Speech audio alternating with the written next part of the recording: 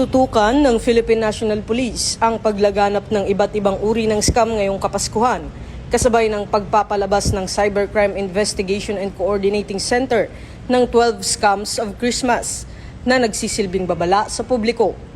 Ayon kay Acting Chief PNP Police Lieutenant General Jose Melencio Nartates Jr., paiigtingin pa ng PNP ang mga hakbang upang mapigilan ang online shopping scams, peking investment schemes, at iba pang modus na karaniwang tumataas tuwing holiday season.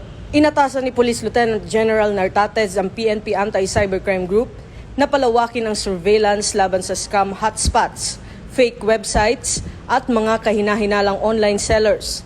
Ipinag-utos din niya ang paghahanda ng holiday cyber patrols alinsunod sa direktiba ni Pangulong Ferdinand Bongbong Marcos Jr.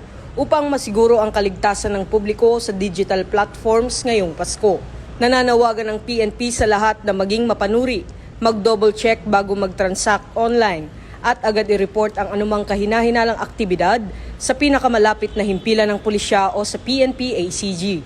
Ito ang bagong PNP para sa bagong Pilipinas, serbisyong mabilis, tapat at nararamdaman.